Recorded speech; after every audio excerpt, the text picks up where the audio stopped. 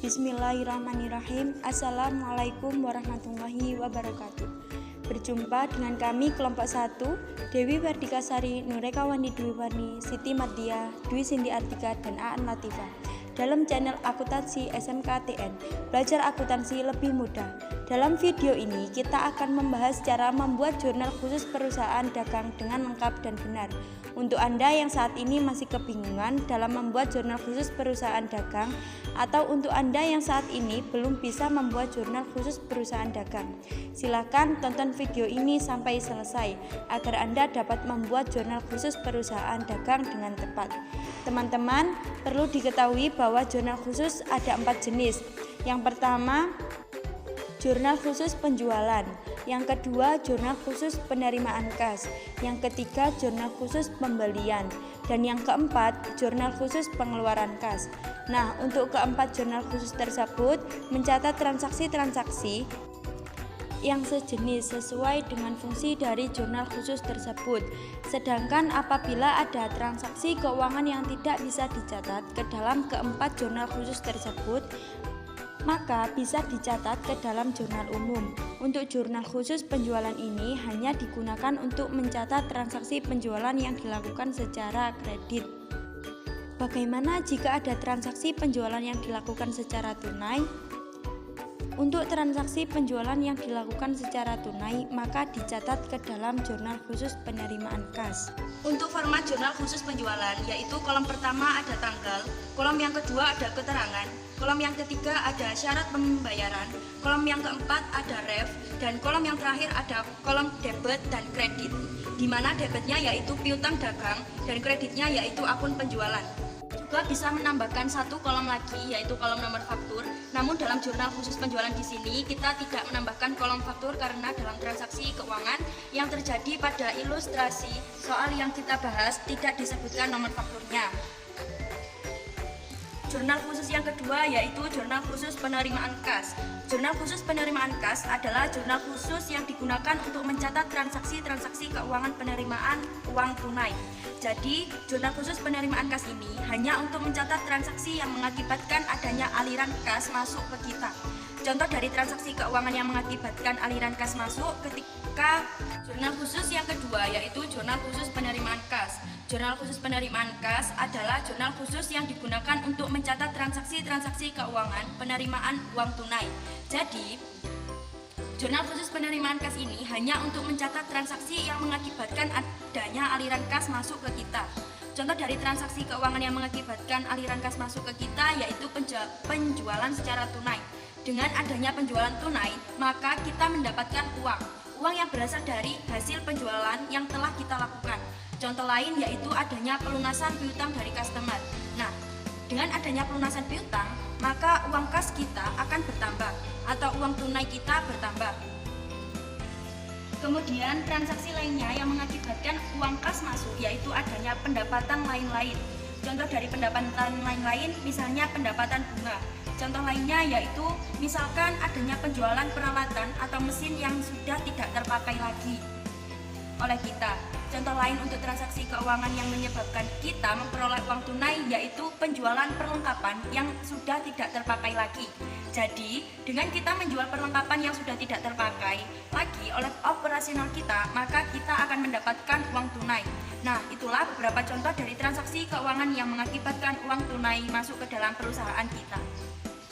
Dari jurnal khusus penerimaan kas, yaitu kolom pertama ada tanggal, kolom yang kedua ada keterangan, kolom yang ketiga ada referensi atau biasanya disingkat dengan ref, kolom yang keempat ada debit, di mana kolom debit ini ada 2 bagian, yaitu yang pertama untuk kolom kas, yang kedua untuk mencatat potongan penjualan. Berikutnya ada kolom kredit, di mana kolom kredit ini dibagi menjadi 3 bagian. Yang pertama untuk mencatat piutang, yang kedua untuk mencatat penjualan, dan yang ketiga untuk mencatat akun yang masuk pada serba-serbi. Berikutnya ada jurnal khusus pembelian. Jurnal khusus pembelian dalam perusahaan dagang ini adalah jurnal khusus yang hanya mencatat transaksi-transaksi yang dilakukan untuk pembelian secara kredit, baik itu pembelian barang dengan dagangan maupun pembelian lainnya. Nah, jadi teman-teman, untuk jurnal khusus pembelian ini hanya kita gunakan saat kita melakukan transaksi pembelian yang dilakukan secara kredit. Misalnya pembelian barang dagangan, pembelian perlengkapan atau pembelian lainnya. Nah, pembelian-pembelian tersebut dilakukan secara kredit. Format jurnal khusus pembelian yaitu kolom pertama ada tanggal, kolom yang kedua ada keterangan, kolom yang ketiga ada ref, kolom yang keempat ada syarat pembayaran, kolom yang kelima ada debit, di mana kolom debit ini dibagi menjadi 3 kolom. Yang pertama untuk mencatat pembelian, yang kedua untuk mencatat perlengkapan, yang ketiga untuk mencatat akun yang masuk pada kelompok serba-serbi. Kolom yang keempat, syarat pembayaran. Kolom yang kelima ada debit, di mana kolom debit ini dibagi menjadi 3 kolom. Yang pertama untuk mencatat pembelian, yang kedua untuk mencatat perlengkapan, yang ketiga untuk mencatat akun serba-serbi. Dan kolom yang terakhir yaitu kolom kredit, terdiri dari utang dagang.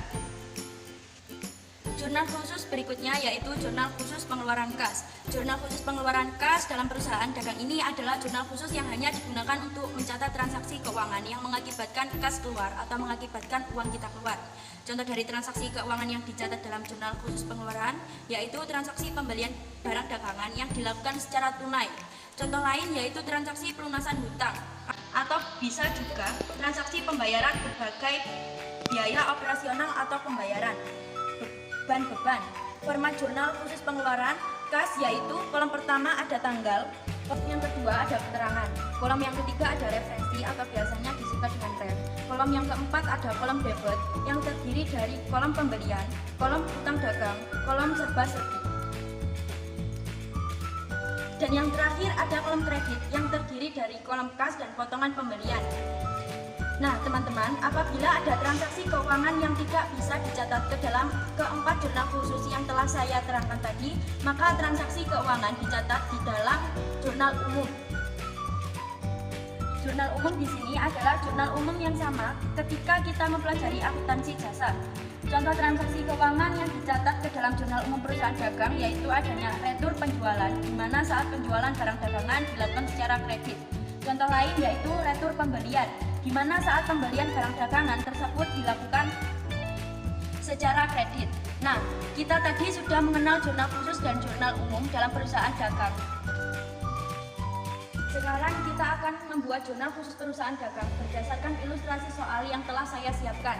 Nah, teman-teman, ini adalah ilustrasi soal yang sudah saya siapkan. Kemudian, berdasarkan transaksi-transaksi soal ini, nanti kita akan saya buatkan jurnal khususnya. Untuk teman-teman yang ingin bisa membuat jurnal khusus perusahaan dagang dengan baik, bisa disimak langkah-langkah saya dalam membuat jurnal khusus berdasarkan ilustrasi soal ini. Nah, teman-teman, sekarang kita akan mulai membuat jurnal khusus perusahaan dagang. Kasus pada PT Kurma Sehat. Nah, dari ilustrasi soal diketahui bahwa PT Kurma Sehat dalam 1 Maret 2021 memiliki data neraca sebagai berikut. Nah, di sini ada neraca awal. Nah, jadi pada bulan Maret 2021 terdapat saldo awal yang untuk akun-akun yang ada di sini, mulai dari kas, piutang, perlengkapan sampai dengan modal. Berikutnya diketahui selama bulan Maret terjadi transaksi-transaksi sebagai berikut. Nah, jadi dalam bulan Maret itu ada beberapa transaksi keuangan yang terjadi pada PT Kurma Sehat. Transaksi-transaksi tersebut sudah saya tuliskan di sini. Nah, sekarang kita akan membuat jurnal khusus perusahaan dagang, khususnya untuk PT Kurma Sehat. Pertama adalah membuat jurnal khusus perusahaan dagang, yaitu kita akan melakukan identifikasi terhadap transaksi-transaksi keuangan.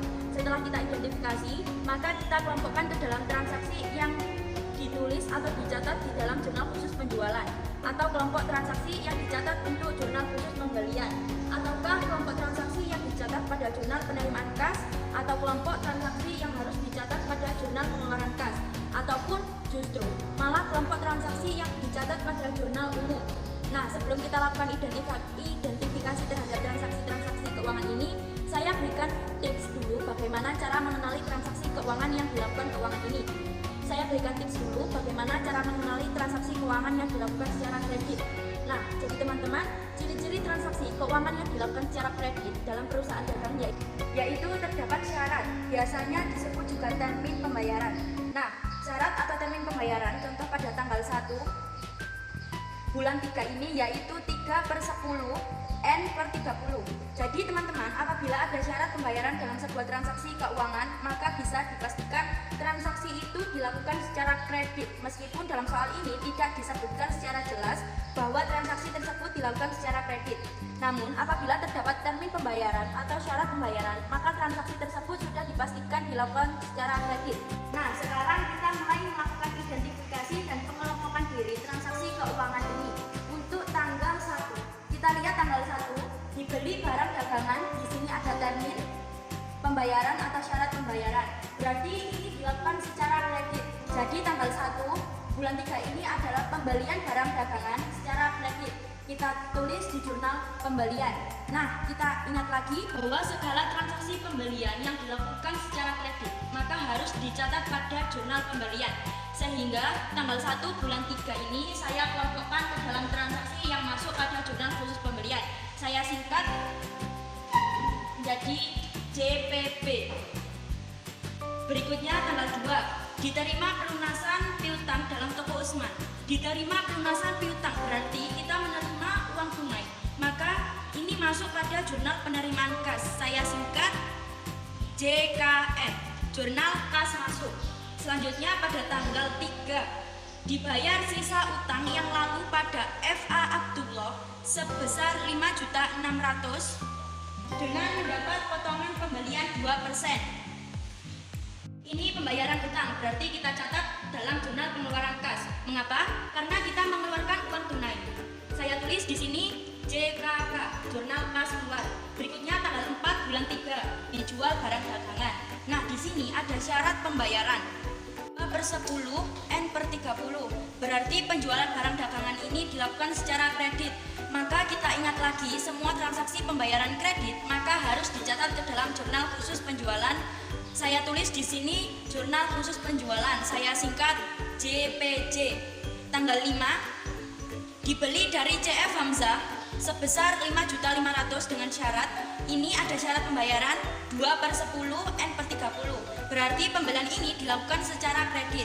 Transaksi pembelian yang dilakukan secara kredit maka harus dicatat pada jurnal khusus pembelian. Saya tulis di sini JPB.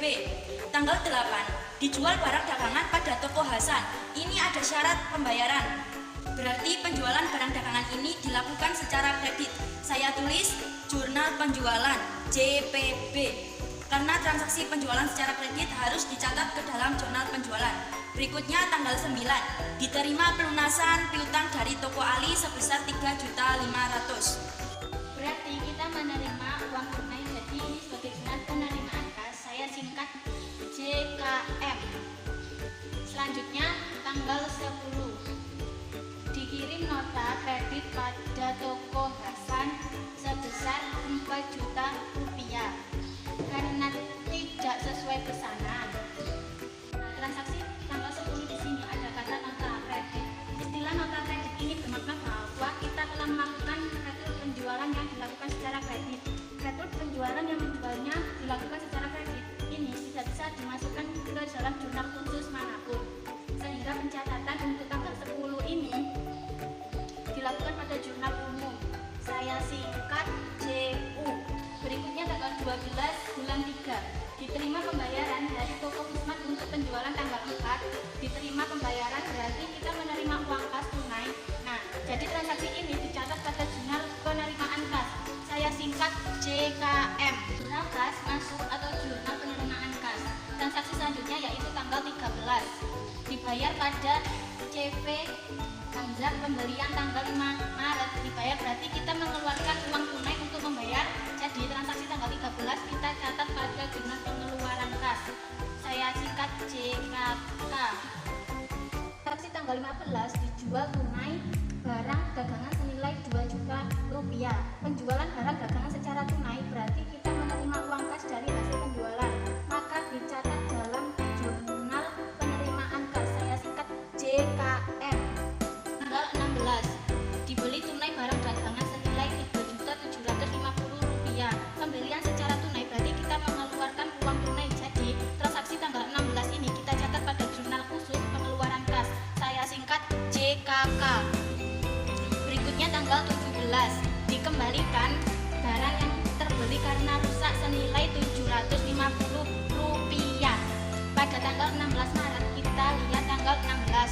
16 ini adalah pembelian barang secara tunai.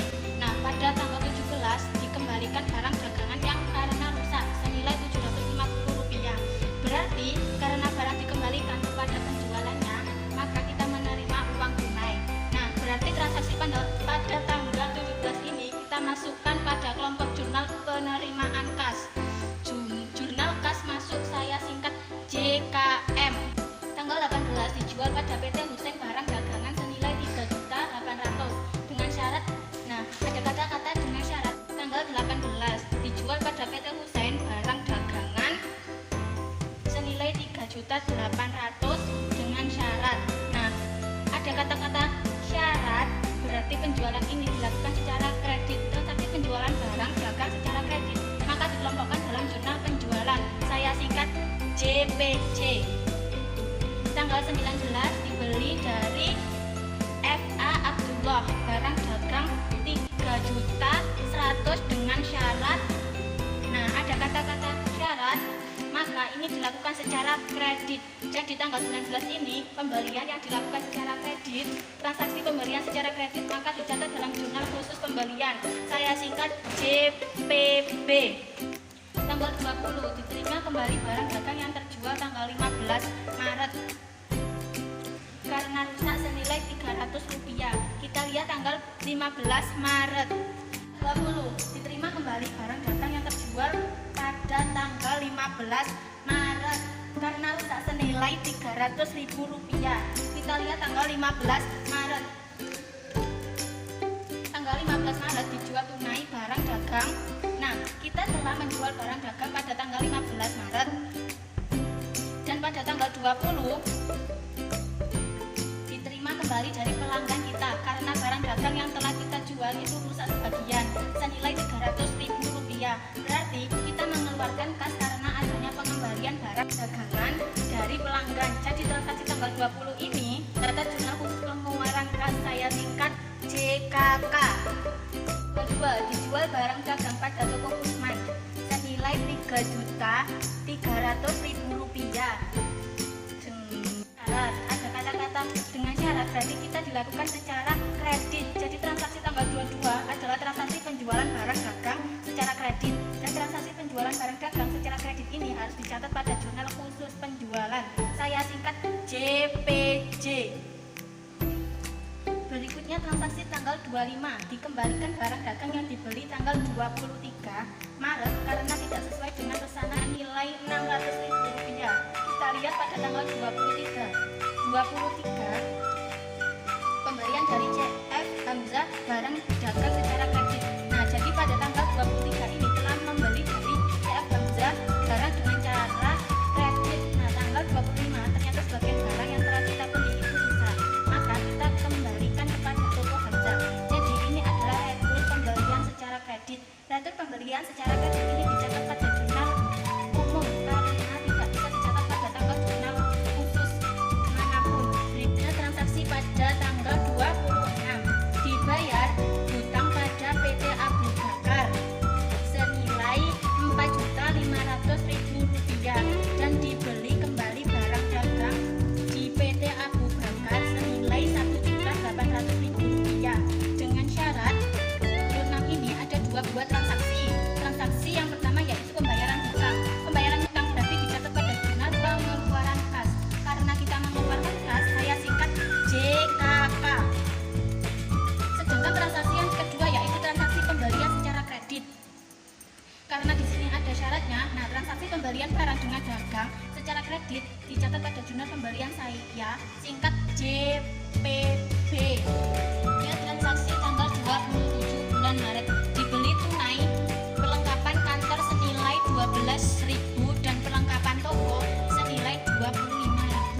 Pembelian perlengkapan berarti kita mengeluarkan uang untuk membeli perlengkapan. Maka transaksi tanggal 27 dicatat pada jurnal pengeluaran kas. Saya singkat JKK. Tanggal 28 pembelian tanggal 26 Maret dari PT Abu Bakar dibayar pembelian, berarti kita mengeluarkan uang untuk pembayaran pembelian. Maka tanggal 28 ini dicatat pada jurnal pengeluaran kas. Saya singkat JKK. Tanggal 29 dijual barang dagang pada Busai sebesar Rp6.700.000 dengan syarat, ada kata-kata dengan syarat, maka penjualan barang dagangan ini dilakukan secara kredit. Pembelian barang secara kredit maka dicatat pada jurnal khusus penjualan, saya singkat JPJ. Transaksi tanggal 30 dipilih secara kredit Rp250, peralatan pada toko Kona. Nah, kita ingat lagi setiap pembelian yang dilakukan secara kredit maka dicatat pada jurnal khusus pembelian hingga tanggal 30 ini, sehingga transaksi tanggal 30 bulan Maret yaitu transaksi pembelian peralatan secara kredit dicatat pada jurnal pembelian, saya singkat JPB. Masih pada tanggal 30 Maret, dalam transaksi yang terakhir ini dibayar biaya operasional gaji pegawai, sewa gedung dan listrik, dibayar biaya operasional, berarti kita mengeluarkan uang. Nah, sehingga transaksi tanggal 30 ini dicatat dalam jurnal khusus pengeluaran kas atau JKK. Teman-teman, kita sudah melakukan langkah yang pertama dalam membuat jurnal khusus, yaitu mengidentifikasi setiap transaksi dan mengelompokkan pada jurnal khusus yang tepat ataupun jurnal umum. Nah, sekarang kita akan membuat jurnal khusus berdasarkan hasil identifikasi yang telah kita lakukan. Kita akan membuat jurnal khusus penjualan terlebih dahulu. Sebenarnya tidak ada aturan yang menyebutkan bahwa urutan yang pertama kali dibuat adalah jurnal khusus penjualan. Jadi Anda juga bisa membuat jurnal khusus penerimaan kas dulu ataupun jurnal khusus yang lainnya. Namun dalam video ini saya membuat jurnal khusus penjualan terlebih dahulu karena menurut saya jurnal khusus penjualan adalah jurnal khusus yang paling mudah. Jadi saya buat jurnal khusus yang mudah dulu. Nah, transaksi keuangan yang dicatat dalam jurnal khusus penjualannya itu transaksi penjualan barang dagang secara kredit. Nah, kita melakukan identifikasi pada transaksi keuangan terjadi pada kurma sehat untuk bulan Maret 2021. Penjualan secara kredit terjadi pada tanggal 4 bulan Maret, yaitu jual dagang dengan senilai 6 juta rupiah pada toko Usman. Nah, kita langsung saja tulis pada kolom tanggal, kita catat tanggal 4 Maret. Untuk kolom keterangan kita tulis toko Usman. Untuk syarat pembayaran kita catat 2/10 N/30. Kemudian untuk saldonya yaitu 6 juta rupiah, kita catat pada kolom yang terakhir.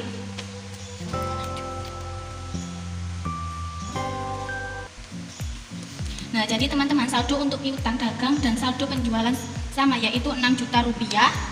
Transaksi penjualan kredit selanjutnya yaitu terjadi pada tanggal 8 Maret. Kita tulis tanggalnya 8. Lalu kolom keterangan kita tulis toko Hasan. Untuk syarat pembayarannya yaitu 2/15 N/30. Kemudian saldo debit kredit yaitu 9.400.000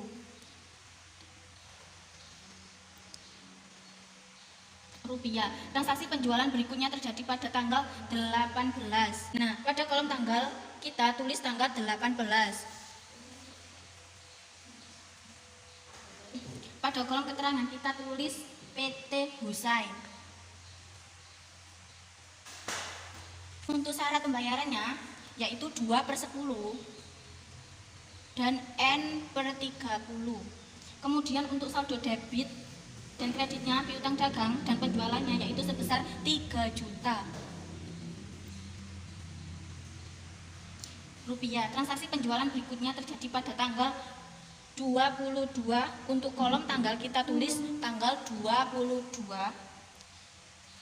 Berikutnya untuk kolom keterangan kita tulis toko Usman.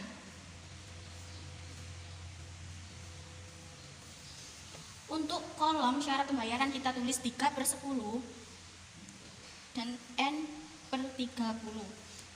Kemudian untuk kolom debit dan kreditnya itu debit piutang dagang dan kredit penjualan sebesar 3.300.000 rupiah.